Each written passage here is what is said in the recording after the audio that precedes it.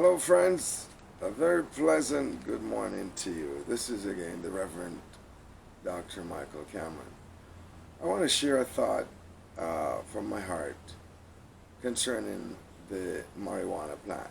No, I'm not an advocate for it, neither do I use it, but I had this discussion with a friend of mine the other day, and he believed the tree mentioned in Genesis, the tree of good and evil, he believed it's a marijuana plant. Now, what I thought about is that as a child growing up, this this herb was used by many people that I knew, and I can't recall anybody going crazy using that plant. I mean, even as a young man, I remember drinking the tea.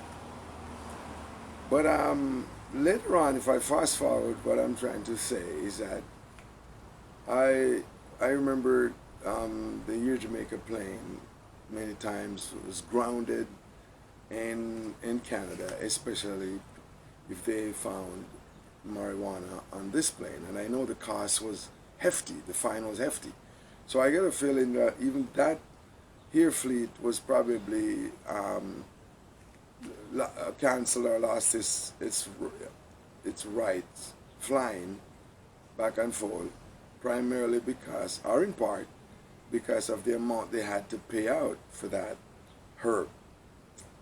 And also, many young men and women went to prison for either smoking it, using it, or selling it. But at that time, the substance was not controlled by the rich corporation and drug company.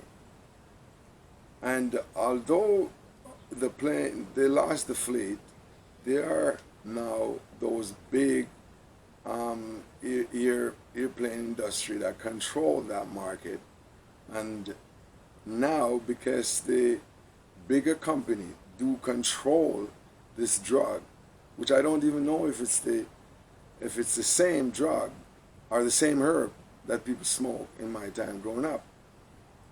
And another thing I notice now, our young men and women are not going to prison anymore or paying the price for it in that sense. But the mental health issue has gone through the roof with young people who have access to candy made out of marijuana, drinks made out of marijuana, food made out of marijuana. The accessibility is so easy, and many of our young men and women are paying the price for the legalization of this stuff. Yet, when during my time growing up, you had some of the mainly Jamaican artists who kind of sang about it. They used it to perform because some of them found out that it inspired them, or whatever the result. But it would not have been legalized because it wasn't going to be controlled by the rich corporation. And so they sent people to prison and do all kind of stuff. They ground these air fleets. Now they control the airspace. I'm just saying, it might worth looking into to find out, was this an agenda? Because now this substance is legalized, and especially this province, this country make billions, billions, billions of dollars out of this stuff. And this is now an induced drug that has have gotten so many young persons addicted, and yet their mind has been blown away. Their brain is messed up. I was talking to a mental health worker the other day when I went to court, and I asked, why are there so many of our young men being dragged into court and sent to jail and all kind of stuff? And she said, the weed is the problem. Because she said the brain is not fully formed until the person is 25 years of age.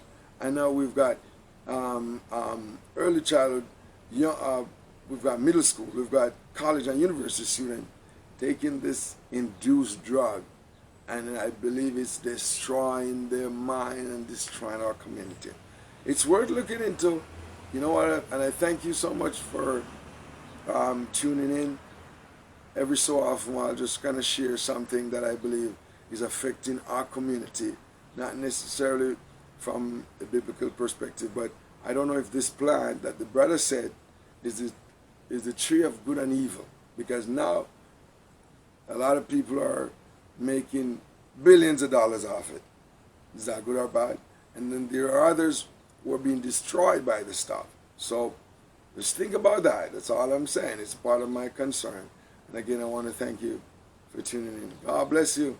I'll be coming back to you later on this week concerning the family, the marriage, the man-child, and from behind the pulpit. Stay tuned. Send me your feedback again. Thank you so much.